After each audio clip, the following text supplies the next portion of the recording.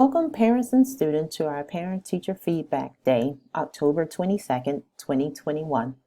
I am Joanna Washington and I am the teacher for our Intensified Geometry class. This session has been recorded to share with our Gunston community. Here's an agenda of things that I will cover. I will give you a little bit of information about myself. I'll talk about standards-based grading. I'll talk about our Canvas page and ways to contact me. If you missed the video from our back to school night, just to give you a little bit of information about me, I was born and raised in Miami, Florida. I'm a graduate of Florida International University with my bachelor's degree. I received my master's degree from Nova Southeastern University in Florida. I'm a National Board Certified teacher. I've been teaching for about 22 years now, and my first 5 years of teaching, I was teaching high school. I've been teaching here at Gunston for 9 years, and I've taught all of the courses from 6th grade math up through pre-calculus. Now, just to give you a little bit of information about the course, where geometry is the study of mathematical structures through the use of deductive reasoning and the application of direct and indirect proofs. We've started proofs in our units. This unit 2 is the first time we've worked with proofs, and I'm seeing students will need to learn to study in different ways to prepare for these proofs. As we go through the school year, we will continue to have proofs in each one of our units, and those are usually the most challenging parts of geometry. In talking about standards-based grading, with standards-based grading, we're not using that percentage scale of 90 to 100 as an A average or 80 to 89 as a B. We're looking at mastery of skills. So as we move along, I'll be looking at those summative assessments and identifying if a student have met mastery on the standards that were assessed. So a student will see an M on a paper or 4, and that shows that they have met all of the essential standards for that particular summative. If they see an A, which is approaching, or a 3, we use the scale of 4, 3, 2, 1, or the MADI. A tells us that they're approaching mastery. They've met most of the essential standards. A D here or 2 shows that they're developing mastery and they've met some of those essential standards. And an I tells us they haven't quite shown us enough. It is insufficient evidence to show mastery, or they've only met a very few amount of the standards. At the end of the quarter, these identifications will be translated over into a letter grade. M, that mastery will be our typical A average. Approaching mastery will be our B, about a B or C average. And developing will be a low C or a D average. And the I will be our E average. A student who has not shown enough mastery to show that they have understood those skills. If a student does not meet mastery on a particular summative assessment, then the student do have options. It's not over after one failure. What I usually do is I have students review that assessment again, go back, review formative assessments. They can meet with me to go over where they may have made some type of mistakes. I usually ask them to revise the assessment before doing a retake.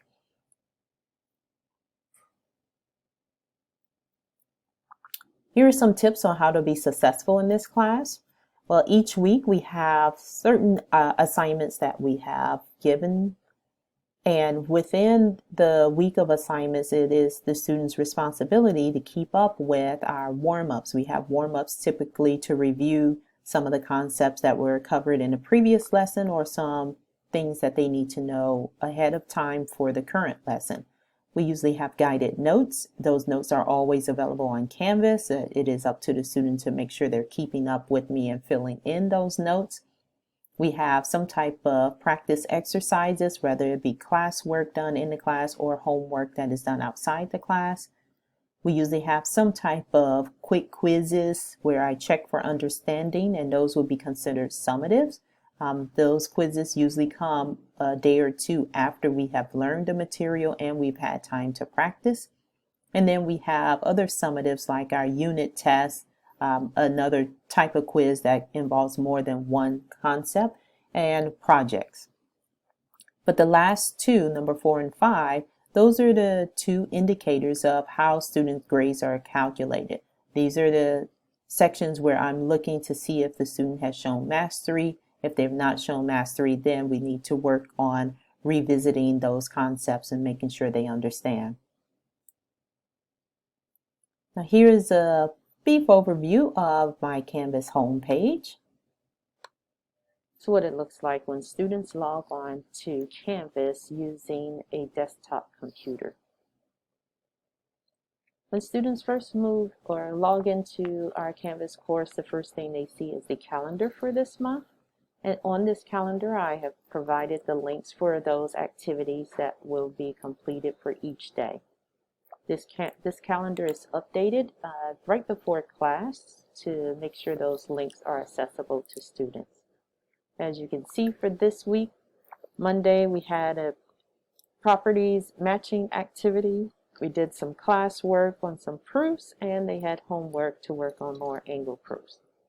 In class on Wednesday, we looked at task cards. We had a pop quiz. Even though it says pop quiz here, is something that they would have been aware of a week in advance. But this quiz really was a makeup for a quick check quiz from the previous week. For today, we have our conferences.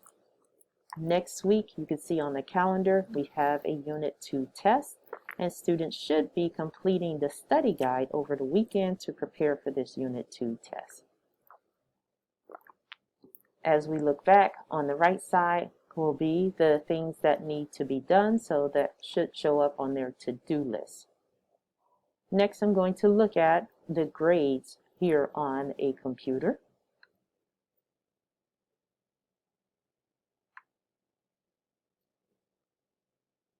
So what it looks like when students log on to Canvas using a desktop computer.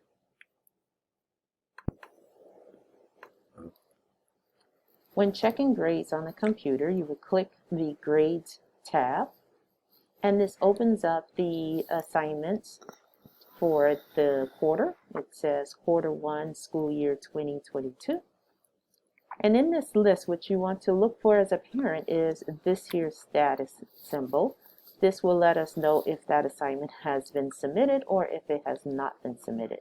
So missing means this is an assignment that was not turned in. The due dates are provided here on the left. The name of the assignment also is here, and if students need to access this assignment, they can click on that link. This will also indicate those assignments that were turned in late. So this is one that was turned in late, and I can see with this here page showing, this means this is something I need to grade as a teacher. But as you scroll through, you'll see all of the assignments. There may be a few assignments, and this doesn't happen often, but it does happen with IXL.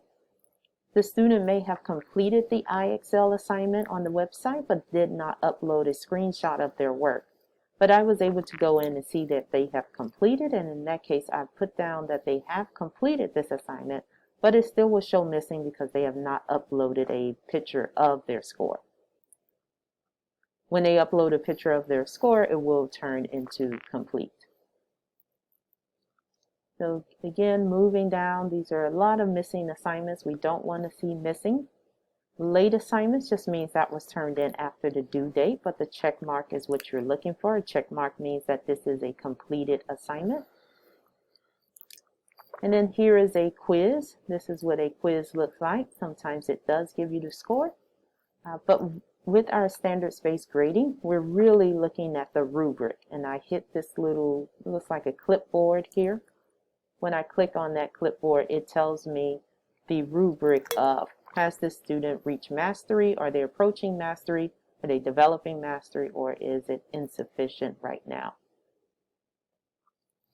So as you scroll through, please check over your students' work. If there's anything that says missing, that is something that they should go back and make up so that they can get the practice and they are prepared for those assessments.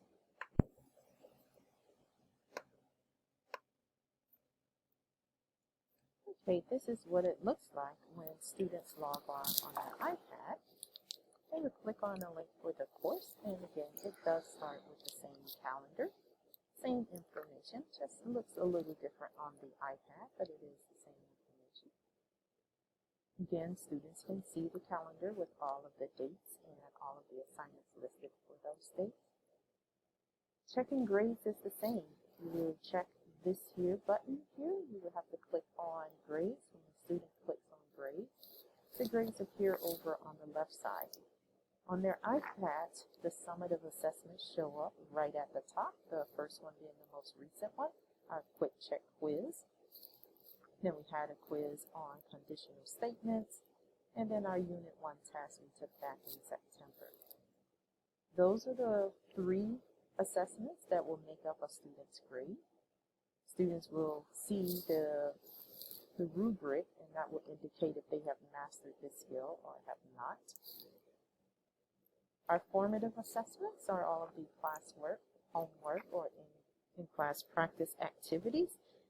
Those will be listed next. And again, the same thing, you're looking for the red indication here that tells us that assignment is missing.